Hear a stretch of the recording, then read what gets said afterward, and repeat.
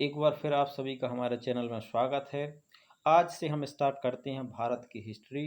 तो क्या क्या है हिस्ट्री सीरीज में, क्या क्या आएगा, कैसे अपन को पढ़ना है, और सारे नोट्स हैं तो आप लोगों को पढ़ने में आसानी होगी। ठीक है, सबसे पहले देखिए भारत पर आक्रमण करने वाले, ठीक है, विदेशी आक्रमण किस किस ने किया है। ठीक है, तो आज अपन उनके बारे में पढ़ रहे हैं। सबसे पहला जो आपका पहला विदेशी आक्रमण हुआ था वो ईरानी आक्रमण हुआ था। कौन सा था? ईरानी आक्रमण। ईरानी आक्रमणकारी था दारा, जिसे बोलते थे डेरियस फर्स्ट। किस नाम से जानते थे? डेरियस फर्स्ट के नाम से जानते थे। यह हकामनी वंश से संबंधित है। तो याद रखना, भारत पर पहला आक्रमण किसने किया था? ईरानी आक्रमण था। और ईरानी आक्रमणकारी का नाम था दारा, जिसे हम डेरियस सेकंड के नाम से जानते थे। ठीक है, इसके बाद आपका दूसरे नंबर पर आया था सिकंदर। कौन आया था? सिकंदर। सिकंदर एक यूनानी शासक था। सिकंदर एक क्या था? यूनानी शासक था। और आक्रमण का उद्देश्य था विश्व विजय। इसका सीधा काम सा था कि हमें विश्व विजय करनी है और हमें उससे मतलब नहीं है। इसकी तिथि थी आपकी, अगर हम बात करते हैं तो 326 ईसा पूर्व में ये आया था भारत। और सिकंदर के समय सर्वप्रथम तक्षशिला के शासक, ठीक है, जो शासक थे अवंती, ने आत्मसमर्पण किया था। इनके जो अवंती थे, अवंती शासक, उनने क्या कर दिया था? आत्मसमर्पण कर दिया कि भाई साहब हम उससे आपसे नहीं जीत पाए, क्योंकि आप विश्व विजय के उसमें चल रहे हैं। तत्कालीन भारतीय शासक कौन थे? तो यहाँ पर अगर बात करते हैं, नंद वंश का राजा घनानंद था। ठीक है, और घनानंद मगध का राजा था उस समय। सिकंदर की सहायता करने वाला अन्य भारतीय शासक था शशिगुप्त। तो सिकंदर की सहायता करने वाला जो अन्य भारतीय शासक था, शशिगुप्त ने सिकंदर का साथ दिया था उस समय। ठीक है, इसके बाद तीसरे आए थे सेलम का युद्ध या हाइडेस्पीड युद्ध, जो आपका तीसरा आक्रमण हुआ 326 ईस्वी में सिकंदर द्वारा राजा पूरस पर आक्रमण। अब सिकंदर ने क्या किया? राजा पूरस थे जो पंजाब के, उन पर आक्रमण किया। परिणाम क्या निकला? सिकंदर की विजय हो गई। अब पूरस का कथन क्या था? राजा से राजी की तरह व्यवहार किया जाए। इनका कथन था पूरस का, राजा से राजा की तरह व्यवहार किया जाए। और व्यास नदी, जो व्यास नदी है, सिकंदर के उत्कर्षण का चरम चिन्ह बिंदु सिद्ध हुआ। व्यास नदी सिकंदर के उत्कर्ष का चरम बिंदु सिद्ध हुआ, क्योंकि सिकंदर के सैनिकों ने व्यास नदी पार करने से इनकार कर दिया।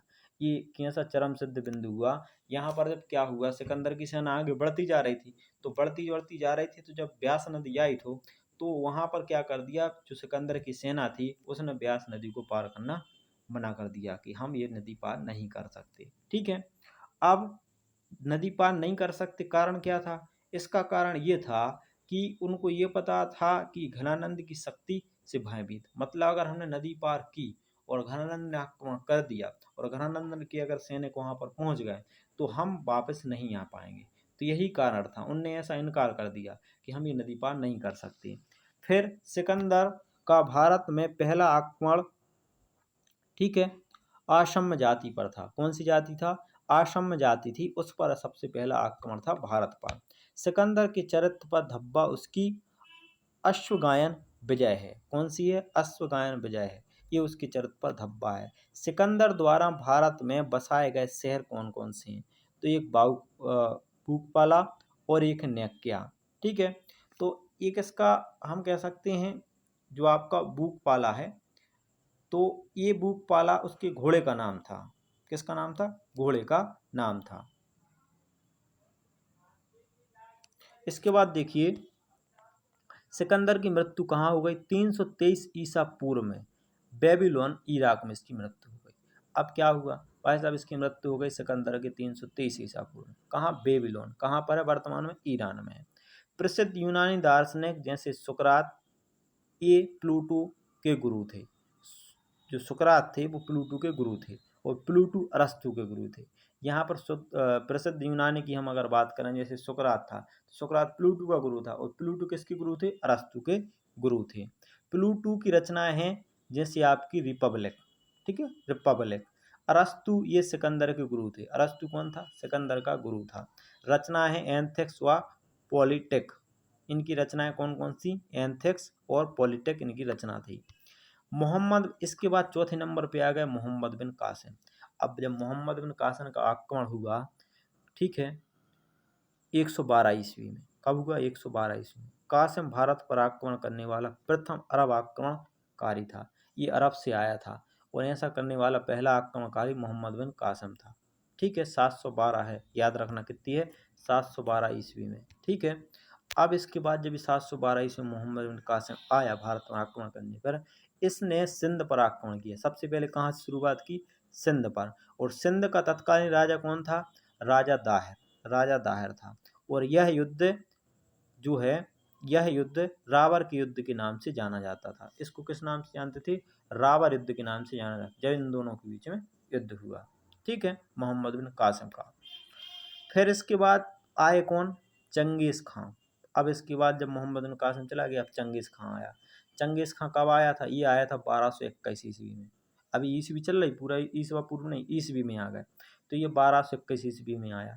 चंगेज खां भारत पर आक्रमण करने वाला प्रथम मंगोल शासक था। अब पूछ लिया जाता है कि प्रथम मंगोल शासक कौन है, तो आपका चंगेज खां था। ठीक है, मंगोल का। इसके बाद देखिए तत्कालीन भारतीय सुल्तान कौन थे, तो इल्तुतमिश थे उस समय। जब चंगेज खां अपने भारत पर आक्रमण करने के लिए आया था, तो उस समय दिल्ली पे चल रही थी गुलाम वंश का शासन। किस वंश का, गुलाम वंश का शासन। और गुलाम वंश का शासन में शासन कौन कर रहे थे, इल्तुतमिश कर रहे थे। ठीक है, जो सुल्तान के पिता हैं, रजिया सुल्तान के पिता इल्तुतमिश हैं, वो शासन कर रहे थे। ठीक है, अब इसके बाद आए तैमूरलंग का आक्रमण। अब इसके बाद तैमूरलंग का आक्रमण हो गया 5 नंबर पे। ये कब हुआ था, ये हुआ था 1398 ईस्वी में। तत्कालीन भारतीय सुल्तान थे नासिर उद्दीन मोहम्मद तुगलक। ठीक है, कौन थे, नासिर उद्दीन मोहम्मद तुगलक, जिसे गजनवी कहते थे। ठीक है, और महमूद गजनवी का आक्रमण, यह गजनी का शासक था। मोहम्मद गजनी का जब आक्रमण हुआ, तो यह गजनी का शासक था। यहाँ पर गजनी का शासन चल रहा था। जब महमूद गजनवी का हुआ, देखो गजनी अलग है, गजनवी अलग है। तो महमूद गजनवी का जब आक्रमण हुआ, तो यहाँ पर किसका शासन चल रहा था, गजनी का शासन चल रहा था। यह जो है यामनी वंश से संबंधित है। किस वंश से, यामनी वंश से संबंधित है। भारत पर आक्रमण का उद्देश्य था सीधी धन की लूट। इनका महमूद गजनवी का काम क्या था, सीधी बात है, पैसा आना चाहिए। ठीक है, इनका था सीधे पैसा आना चाहिए, धन की लूट। उपाधि अगर हम बात करें तो उसके लिए क्या थी, बुस्तिकन। ठीक है, बुस्तिकन खतरनाक था। हेनरी इलियट, महमूद गजनवी ने भारत पर कुल 17 आक्रमण किए हैं, सॉरी कितने आक्रमण किए, 17। अब हेनरी जो इलियट हैं, इनने ये कहा था कि महमूद गजनवी ने भारत पर 17 बार आक्रमण किया है। और आक्रमण की अवधि है 1000 ईसा पूर्व से 1027 ईस्वी पूर्व। पहला आक्रमण इसका 1000 ईस्वी में हुआ था, ईस्वी पूर्व ने 1 ईस्वी में हुआ था। और जयपाल के सीमांत दुर्गों पर हुआ था जो पहला आक्रमण था। तो जो जयपाल थे, अपने यहाँ पर कौन शासन करे थे, जयपाल। अब जयपाल शासन कर रहे, तो उनके सीमांत दुर्गों पर आक्रमण कर दिया। जयपाल हिंदू शाही वंश का राजा था और गजनवी से परास्त हो गया। ठीक है, और इसने आत्मदाह कर लिया। मतलब इनने सीधी सी बात है, समर्पण कर दो कि भाई साहब हम आपसे जीत नहीं सकते हैं, अब हम हार गए हैं। फिर इसके बाद सोमनाथ पर आक्रमण हुआ, जो 15वें नंबर का आक्रमण था 1025 ईस्वी में। ठीक है, इसने आक्रमण सोमनाथ पर किया था 15वें नंबर वाला। और इसमें सीधी सी बात, सोमनाथ मंदिर लूट के लिए जा रहा था। ठीक है, और ये कब था, 1025 ईस्वी का आक्रमण था। फिर गुजरात का तत्कालीन राजा उस समय कौन था, जब सोमनाथ पर आक्रमण किया, तो भीमफस्ट था। ठीक है, भीमफस्ट था। और जब इसका लास्ट आक्रमण था, और अंतिम आक्रमण इसका 1027 का था। ठीक है, सिंध के खोखरी के लिए प्रसिद्ध है। ठीक है, सॉरी। अब इसके बाद जब क्या हुआ, जब ये सोमनाथ मंदिर लूट के ले गया 1025 में, फिर इसने आक्रमण किया। तो सोमनाथ मंदिर लूट के ले जा रहा था, तो यहाँ पर क्या हुआ कि गजनवी को रोकने के लिए प्रयास किए गए। तो वह फिर लौट के आ गया।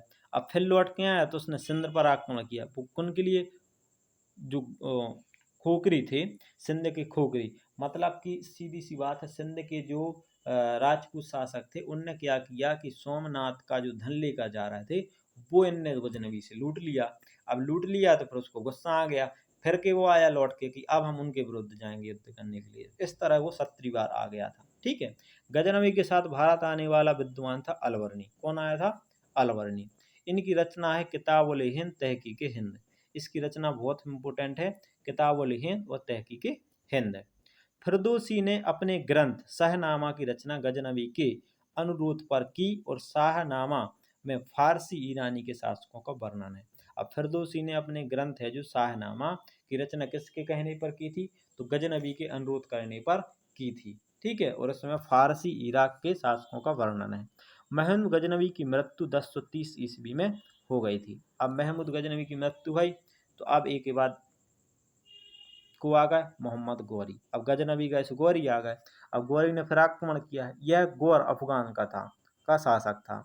ये जो अगर बात करें तो सत्यवनी वंश के से संबंधित है। कौन सा है आपका, सत्यवनी वंश से संबंधित है। आक्रमण का उद्देश्य था साम्राज्य विस्तार, मतलब इसका काम ये था कि हमें अपना साम्राज्य विस्तार करना है और बाकी हमें कोई सा मतलब नहीं, हमारा साम्राज्य होना चाहिए, नाम चलना चाहिए कि हमारा इतना बड़ा साम्राज्य है। ठीक है, अब गौरी का पहला आक्रमण 1175 ईस्वी में मुल्तान पर हुआ। कहाँ पर हुआ, मुल्तान पर। ठीक है, अब गौरी का गुजरात पर आक्रमण हुआ 1178 में, 3 साल बाद उसने फिर किया। तो गुजरात का तत्कालीन शासक था भीम सेकंड। वहां पर भीम फर्स्ट था गजनवी में, अब यहाँ पर भीम सेकंड आ गया गुजरात पर। अब इन दोनों के बीच में जब लड़ाई हुई तो इसका नाम था तराइन का युद्ध। क्या नाम था, तराइन का युद्ध। तराइन के युद्ध में क्या हुआ, जब इसने आक्रमण किया 1191 में। ठीक है, जब मोहम्मद गौरी फिर से आया लौट के 1911 में, सॉरी 1191 में, तो उस समय क्या हुआ कि मोहम्मद गौरी और पृथ्वीराज चौहान के बीच में युद्ध हुआ। ठीक है, जिसका परिणाम क्या हुआ, परिणाम ये हुआ कि पृथ्वीराज चौहान जीत गए और गौरी हार गए। तो पहला युद्ध क्या हुआ, गौरी हार गया, लेकिन ये फिर भी हार नहीं माना, फिर लौट के आया तो इसने तराइन का द्वितीय युद्ध किया 1192 का, जिसमें गौरी विजय हो गया और पृथ्वीराज चौहान हार गए। महत्व क्या था, भारत में तुर्क साम्राज्य की स्थापना का विस्तार करना था। ठीक है, अब इसके बाद चंदावर का युद्ध हुआ। अब चंदावर का युद्ध हुआ 1194 में, 2 साल उसने वो करके शासन करके चंदावर का युद्ध हुआ 1194 में गौरी और जयचंद के बीच में। अब गौरी जयचंद के बीच में हुआ, जयचंद फिर यहाँ पर हार गए तो अब उसका फिर बल बढ़ गया, अब यहाँ पर गौरी विजय हो गया। अब गौरी की मृत्यु कब हो गई, ठीक है, 1206 ईस्वी में गौरी की मृत्यु हो गई। अब जैसे ही 1206 में गौरी की मृत्यु हो गई तो यहाँ पर गुलाम वंश है वो ऊपर उठ गया। ठीक है, तो सिंध के जो आपके कुमुखरों के द्वारा इसकी क्या कर दी, हत्या कर दी गई। गौरी की सीधी सी बात है, जो वहाँ के डाकू थे सिंध के, ठीक है, उनके द्वारा गौरी की हत्या कर दी गई। जो आपके कुखुर थे उनके द्वारा इनकी हत्या कर दी गई। अब गौरी द्वारा नियुक्त भारतीय प्रदेश का गवर्नर था कुतुबुद्दीन ऐबक। अब जैसे इसको पता चला कि भाई साहब गौरी निपट गया, अब गौरी यहाँ पर निपट गया तो इनने तुरंत कुतुबुद्दीन ऐबक ने गुलाम वंश की स्थापना कर दी और दिल्ली सल्तनत पर बैठ गया और यहाँ से 1206 में दिल्ली सल्तनत लग गई। समझ रहा है, ये इसका गवर्नर था, लेकिन इसने क्या किया, जब गौरी चला गया तो सीधी सी बात, अब मंत्री का राज। ठीक, अब इसके बाद दिल्ली सल्तनत था। आक्रमण करने वाला 7वां व्यक्ति कौन है, नादिर शाह। अब नादिर शाह ने आक्रमण किया। अब इसके बाद क्या हुआ, शासन अच्छा चलता रहा 1739 तक, लेकिन तब भी शासन अच्छा कह सकते हैं, जो सक्षम है चला रहा है तो दूसरे देख के जरूर देखते हैं। तो अब नादिर शाह आ गए। नादिर शाह आए 1739 ईस्वी में, तो यह ईरान का शासक था। ये ईरान से आए थे भाई साहब, इसे ईरान का नेपोलियन कहा जाता था। मतलब सीधी सी बात है, नेपोलियन नाम आ गया मतलब अजय व्यक्ति, समझ रहे, क्योंकि नेपोलियन था उसका, ठीक है, जर्मनी का नेपोलियन जो आपका फेमस था, उसने सबको बंदी बना के रखा था। अब जब ये इसे क्या कहा जाता है, ईरान का नेपोलियन कहा जाता था। अब तत्कालीन मुगल सम्राट यहाँ पर कौन थे, तो मोहम्मद शाह रंगीला। अब भाई साहब ये रंगीले थे अपने यहाँ पर भारत में, और नादिर शाह अपने साथ शाहजहां द्वारा निर्मित, ठीक है, शाहजहां द्वारा निर्मित जो आपका तख्त था, पुरान मशहूर सिंहासन, जो तख्त था शाहजहां ने बनवाया था, जो तख्त था सोने वाला जिसे हम बोलते थे मयूर सिंहासन, तथा कोहिनूर लूट कर ईरान चला गया।